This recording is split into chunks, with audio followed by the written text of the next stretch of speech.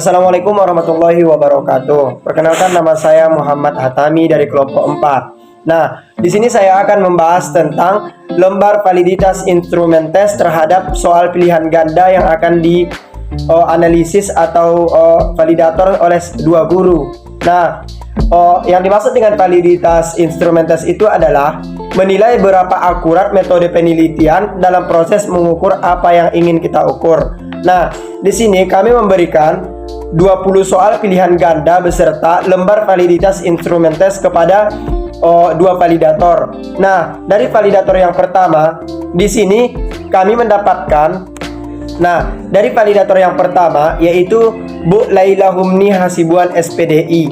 Nah, di validitas instrumen itu dia ada 20 soal pilihan ganda yang dapat digunakan tanpa revisi, sedangkan 3 soal itu dapat digunakan dengan revisi yang sangat sedikit.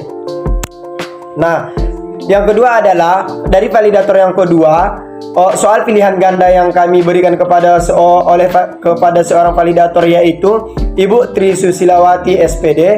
Ada 18 soal yang digunakan tidak menggunakan revisi. Dan yang keduanya itu bisa digunakan dengan revisi yang sedikit. Sekian, assalamualaikum warahmatullahi wabarakatuh. Nah, baik, di sini saya akan menjelaskan mengenai angket. Jadi, angket merupakan suatu teknik pengumpulan data dengan menggunakan atau mengajukan beberapa pertanyaan tertulis yang akan dijawab secara tertulis pula oleh para responden.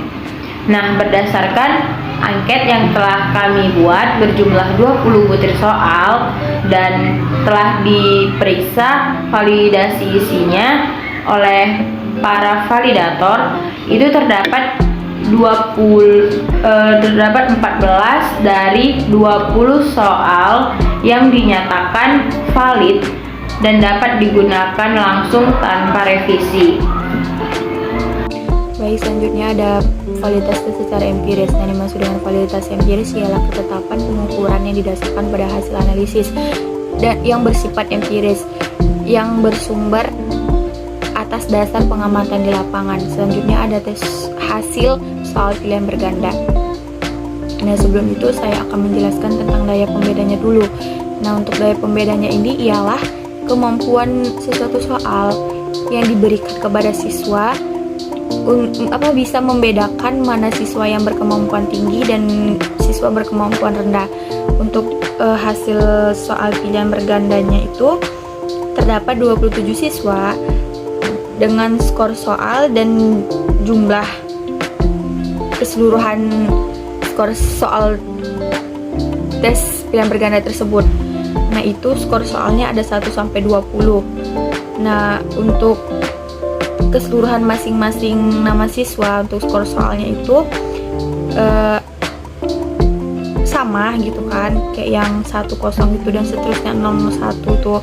Nah, ada juga berjumlah 9 sampai dengan 15 dari semua keseluruhan dari 27 siswa tersebut gitu kan.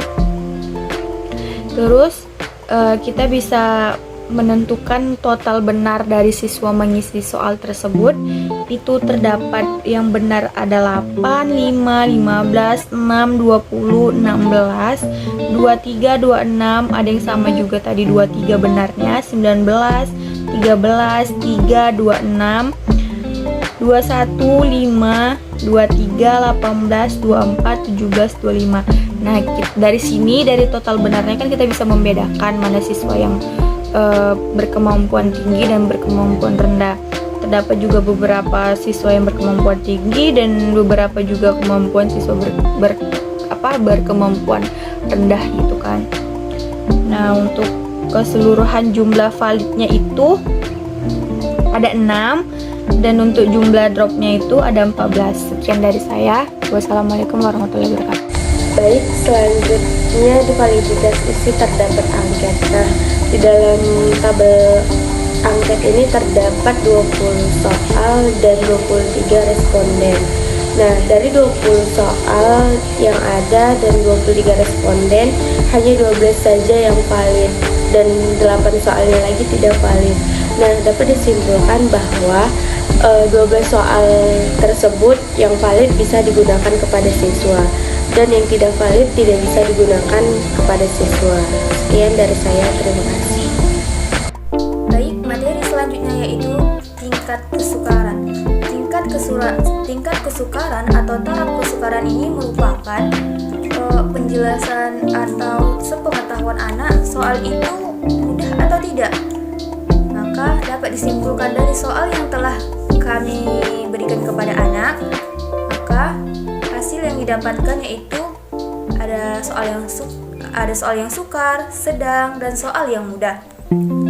Dari soal ini maka ada klasifikasinya yaitu 0,00 sampai 0,29 itu soal yang sukar, 0,30 sampai 0,69 itu soal yang sedang, dan 0,70 sampai 1 adalah soal yang mudah.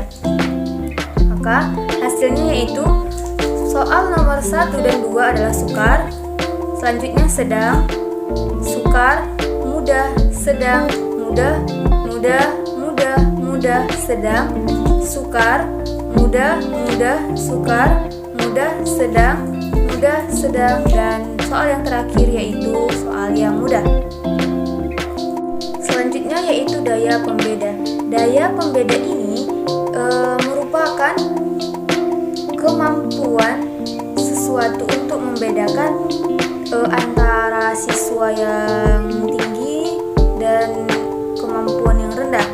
Dari soal ini, dari tabel yang telah kami sediakan dapat dilihat bahwa yang pertama, setelah kita mengetahui jumlah berapa sih benar anak itu, maka kita urutkan siapa yang paling tinggi nilainya sampai ke paling rendah, atau siapa sih yang paling banyak menjawab betul sampai yang paling rendah. Setelah itu kita bagi dua. Jika siswanya ada 27, maka kita lihat siapa yang benar paling tinggi dan paling rendah. Kita bagi dua, jadi pada kelompok atas ada 14 anak dan pada kelompok rendah ada 13 anak. Dapat disimpulkan bahwa sebelum itu kita kualifikasikan soal tersebut. Ada yang 0,00 sampai 0,19 itu soal yang jelek, 0,20 sampai 0,39 cukup, 0,40 sampai 0,69 baik, dan 0,70 baik sekali, dan ada yang negatif atau harus dibuang, tidak baik dan harus dibuang. Maka dari soal pilihan ganda tersebut, yang tidak baik atau harus dibuang itu ada dua, yaitu pada soal kedua dan soal ke-15. Maka hasilnya itu yang pertama cukup, tidak baik, harus dibuang, cukup, jelek, baik, cukup, baik, cukup, baik, tidak baik dan harus dibuang, cukup, baik sekali, dan cukup. Maka soal yang baik sekali hanya satu, yaitu soal nomor 19. Selanjutnya mencari reliable atau tidakkah sebuah angket tersebut. Yang pertama, setelah mengetahui angket tersebut valid atau tidak, maka kita harus mengetahui varian butirnya dengan cara menjumlahkan seluruh nomor 1 tersebut, nomor 1 pada siswa A dan sampai siswa Z. Selanjutnya total varian, yaitu dari total anak pertama dari nomor 1 sampai nomor 20, begitu juga dengan anak selanjutnya itu dijumlahkan.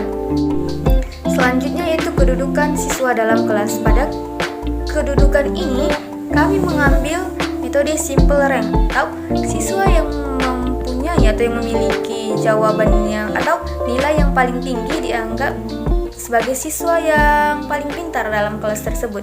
Maka dari soal yang telah diberikan, kita mendapatkan nilai atau yang paling banyak benarnya atas nama Syafika Amira dengan skor 80 dan yang paling rendah Naila Zahra. Dari soal tersebut, maka kami mendapatkan yang paling tinggi atau yang pertama 1 orang. Yang memiliki nilai sama yang kedua ada 3 orang, yang ketiga ada 7 orang, yang keempat ada 1 orang, yang kelima ada 7 orang juga dengan nilai 60, yang keenam ada 3 orang dengan nilai 55, yang ketujuh ada 2 orang dengan nilai 50, dan yang terakhir nilai 45 ada 3 orang. Sekian dari kami. Billahi taufiq wal hidayah. Wassalamualaikum warahmatullahi wabarakatuh.